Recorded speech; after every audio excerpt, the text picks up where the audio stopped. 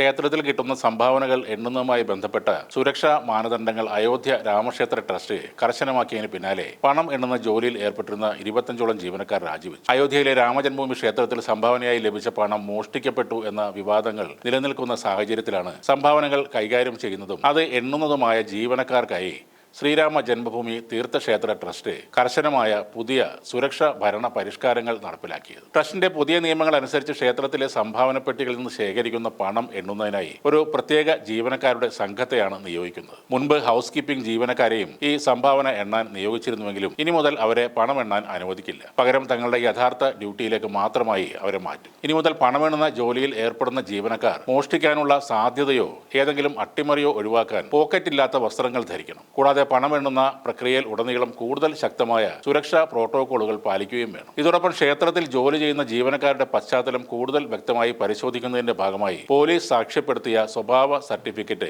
ഇപ്പോൾ നിർബന്ധമാക്കിയിട്ടുണ്ട്. സംഭാവന മോഷണ വിവാദത്തെ തുടർന്ന് ക്ഷേത്ര ട്രസ്റ്റ് പണമെണ്ണൽ സംവിധാനം പൂർണ്ണമായി പരിഷ്കരിച്ചതോടെയാണ് ഈ ജോലി ചെയ്തിരുന്ന 25 ജീവനക്കാർ രാജിവെച്ചത്. തങ്ങളെ ജോലിക്ക് നിയോഗിച്ച കോൺട്രാക്ടിംഗ് ഏജൻസിക്കാണ് ഈ ജീവനക്കാർ രാജി സമർപ്പിച്ചത്. സംഭാവന മാനേജ്മെന്റ് സിസ്റ്റത്തിൽ കൂടുതൽ സുതാര്യത കൊണ്ടുവരുന്നതിനായി പുതുക്കിയ വെരിഫിക്കേഷനും സുരക്ഷാ മാനദണ്ഡങ്ങളും അനുസരിച്ച് പുതിയ ജീവനക്കാരെ റിക്രൂട്ട് ചെയ്യാനാണ് ട്രസ്റ്റിന്റെ ഇപ്പോഴത്തെ തീരുമാനം. ക്ഷേത്രത്തിലേക്ക് ഭക്തർ സമർപ്പിച്ച പണവും വിലപിടിപ്പുള്ള വസ്തുക്കളും വകമാറ്റി ചെലവഴിച്ചുവെന്ന ആരോപണത്തെക്കുറിച്ചാണ് പ്രത്യേക അന്വേഷണ സംഘം ഇപ്പോൾ അന്വേഷിക്കുന്നത്. രാമക്ഷേത്രത്തിലെ സംഭാവന തട്ടിപ്പിനെ കുറിച്ചുള്ള അന്വേഷണം വ്യാപിപ്പിക്കുന്നതിനായി ഉത്തർപ്രദേശ് സർക്കാർ ജൂലൈ 1-ന് SITക്ക് 15 ദിവസത്തെ സമയം കൂടി നീട്ടി നൽകിയത്. ഭരണസമിതിയിലെ അഴിമതി അന്വേഷണത്തെ തുടർന്ന് ക്ഷേത്ര ട്രസ്റ്റിന്റെ മുൻ ജനറൽ സെക്രട്ടറി ചമ്പത് റായ് നേരത്തെ തന്നെ സ്ഥാനം രാജിവെച്ചിരുന്നു. സംഭാവന ശേഖരിക്കലും പണം എണ്ണലുമായി ബന്ധപ്പെട്ട് പ്രവർത്തിച്ചിരുന്ന 8 പേരെയാണ് ഇതുവരെ കേസിൽ അറസ്റ്റ് ചെയ്തത്. ഭക്തരുടെ സംഭാവനകൾ ദുരുപയോഗം ചെയ്തതിനെ കുറിച്ചുള്ള അന്വേഷണം ഇപ്പോഴും തുടരുകയാണ്. തങ്ങളുടെ ഡ്യൂട്ടി സമയം വർദ്ധിപ്പിച്ചു എന്നും വേതനം വെട്ടിക്കുറച്ചുവെന്നും ചൂണ്ടിക്കാട്ടിയാണ് 25 ജീവനക്കാർ രാജി കൊടുത്തത്. കാണിക്ക എണ്ണുന്നതിന് മേൽനോട്ടം വഹിക്കുന്ന